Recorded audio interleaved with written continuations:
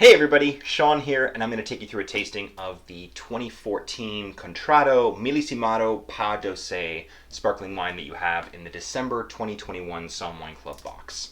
So Contratto is in Piedmont. They're in Alta Longa, and they are known as the oldest producer of Metodo Classico sparkling wines in Italy. Metodo Classico meaning classic method or traditional method, as in the same way that they would produce the wine in Champagne through a second fermentation in the bottle. So started by a man named Giuseppe Contratto in 1867, and they are maybe some of the best sparkling wine in Italy, I think. Anytime I have sparkling wine, I love opening it up on camera for you so that I can give you the whole rundown on proper sparkling wine opening bottle technique. So this one's fortunate; it's got a nice thick pull tab, so you don't even need the knife here. You can just pull that foil right off.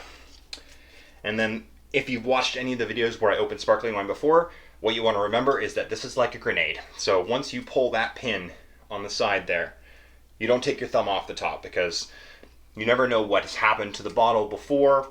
If that cork just goes flying off into the distance, you're liable to take someone's eye out. So you loosen that cage until the cage is no longer kind of hooked under the lip of the bottle there, and then while keeping pressure on the top of the cork with your thumb, you can just start to give it like just gentle turns with the bottom of the bottle back and forth. The pressure inside will start to push the cork out, and then you'll get just a nice little tiny hiss, and out comes that sparkling wine cork. I like to keep the little caps on too, the Micellar caps. They make fun decorations. So this is a traditional method sparkling wine made from 80% Pinot Noir, 20% Chardonnay on the label, and this bottling is pas dosé. So pas dosé meaning no dose or no dosage, also known as brut zero or brut nature. It means that at the time of bottling, they're not adding any additional sweetness. There are varying levels of sweetness, brut, extra dry, dry, demi-sec. They all mean different things in terms of how much sweetness has been added. They'll add a little bit of sweetness, a little bit of wine, and then put the cap back on it, or put a cork back on it before they package it. And that's what determines the kind of final sweetness level of the sparkling wine. So in this case, it's pas dosé, which means they've added no sugar at all. So this is pure, clean, bright, crisp, even though it's 80% Pinot Noir, 20% Chardonnay. So it's got some roundness and some richness to it, a little bit more weight behind it. But that zero dosage kind of style means that it's going to stay crisp, means that it's going to be very lean, fresh, and bright. This spends almost 4 years on the lees. So after the first fermentation, they add a little bit more yeast, they add a little bit of sugar, and they add a cap. And then the wine is left to age, ferment the second time in the bottle, creating those bubbles. And then it's kind of gently shaken or riddled to kind of force the yeast down into the neck of the bottle after the aging process. Shoot that piece of wax or yeast out, and then top up with a little bit more wine, but no sugar. This is everything that I want from classic method, traditional method sparkling wine. It is bready, it's brioche, it's ripe citrus, it's lemon curd, it's kind of like peeled green apple. Like you get that if you were to like peel an apple for a pie, you get that kind of fleshy, slightly bitter green apple.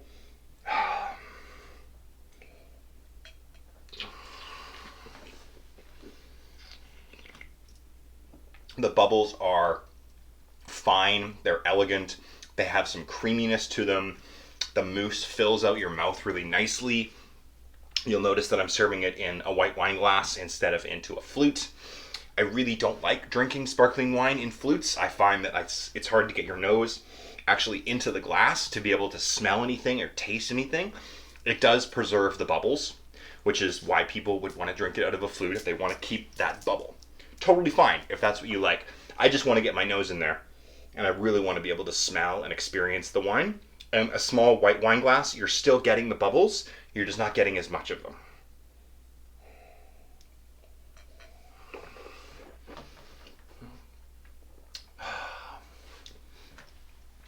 I know everyone always thinks about sparkling wine and celebrations. We've, as sommeliers and as wine professionals, we've been working hard to try and convince people that sparkling wine is a wine for all occasions. You can do it anytime. You can make sparkling wine an occasion. You can have a meal and pair it with sparkling wines. It's so versatile. It's so useful. Do it with your eggs on Christmas morning. Do it with like a brunch meal. It's delicious. Maybe don't make mimosas out of it. Save that for your lesser sparkling wines, but definitely you can enjoy this with all kinds of different things, whether it's our holiday dinner, whether you're taking it to a party with friends, whether you're just sitting in front of the fireplace and drinking a really nice glass of sparkling wine. There's so many uses for it, and I hope you find a place in your home for it as well. So thanks very much, everybody. Happy holidays. We'll see you soon.